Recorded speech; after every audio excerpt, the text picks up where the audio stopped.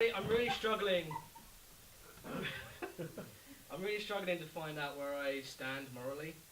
Like, I do tend to think I'm a great person most of the time, but there are things that do remind me that I'm a piece of shit. Like, for example, like, I feel like I'm a piece of shit because of this piece of shit. Like the iPod, right? Because my iPod, it's filled with guilty pleasures. And by guilty pleasures, what I really mean is it's filled with bands that I like that have got guilty members. I've still got lost profits on my iPod. Oh. Yeah, I'm not going to be judged by you lot.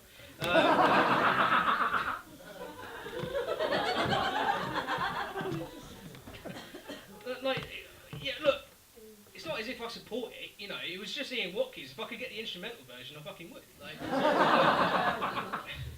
but there's another band as well who I've got on my iPod called As I Lay Dying, one of my favourite metal bands ever. The lead singer is now facing 9 years imprisonment for trying to get his ex-wife murdered. Some would say that is metal as fuck, right? To me, you don't have to go that far. Like, mate, you know, do another album. And it's a true story. It's fucking crazy. Like, he was facing a divorce with his wife because she wanted to take the kids, right? And the reason they're divorcing was because he spent too much time on the road and at the gym, right? And when he went to the gym, they were a Christian metal band, by the way. Christian metal band, always find that hilarious. And he went into the gym, a Christian, came out as an atheist. Because that's how it works. You know, you go to the gym, you burn a few calories, you have a conversion, right? And one day he goes to the gym. I think the divorce is kind of getting to his head, and he actually goes up to someone in the gym and he goes, "Do you know anyone that could kill my wife?"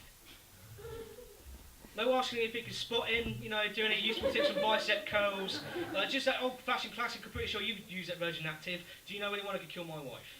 Like, he might as well just gone into that fucking gym like he was at a metal gig and gone, "Is there anyone here who could kill my wife? I'll pay you." And as if Richard Dawkins answered his fucking prayers, he actually found a hitman. He found a hitman in the gym, because that's where they all hang out apparently. Right? And it's a hitman called Red. And he pays Red $1,000, and he actually gives him details of his wife and where she lives and the security code so she could plan the hit. But it turns out that Red was actually code for "I'm an undercover agent." Right? So he's fucked, right? Now he's facing 9 years in prison for trying to get his ex-wife murdered, steroid abuse, and just having bad social skills, right? And this is true. Like, before he went to prison, he actually tried to justify himself, and he went, "Yeah, well, you know, becoming an atheist made it really easy to cheat on my wife." That's like saying that becoming a hipster makes it easier to own a typewriter. Like, if you want it, you're gonna fucking do it. Like, I'm pretty sure Christians cheat on their partners anyway. They probably just turn the Bible over. But you know, and it's made me think that. This is really water. It made me think that if you're an artist and I'm a fan of your work, but you've done some real heinous crime, chances are I'm still going to listen to your music. You know, it might not be a good thing, you know, but I do tend to feel, but it has questioned my morality a bit. It's made me, you know, kind of like, I'm not so sure. It's turned the shuffle mode of my iPod into Russian roulette. Like, I'm literally dicey with death for the MP3, and like I come up to a tune like "Whole Lot of Love" by Led Zeppelin, and I forget what Jimmy Page did, and I'm listening to it. The kidnapping, underage sex, he got away with it. Skip. Oh, Eminem. Thank God I've got such an eclectic taste in music, guys. Okay, it's starting off nice. Sit down, bitch! You move again, I'll beat the shit out of you! Okay,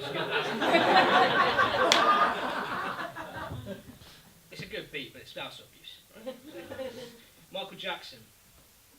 Do we really give a shit? I don't think so, because I don't think many of us believe he actually was a paedophile. I think he was just mental, and the media just tried to fucking, you know, they went a bit funny with him. But personally, I don't believe it, but, you know, believe what you want to believe. Why the fuck you looking at me like, you pedo apologise?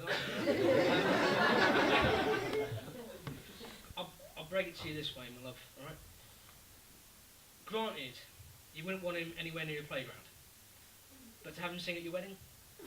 Fuck yeah, it's Michael Jackson, come on. Like, if Michael Jackson gets on the fucking stage and starts singing Smooth Criminal, what are you going to do, protect your children? Fuck no, you got to bring them on the dance floor with you. Fair enough, I'll skip. He would have been 55 this year.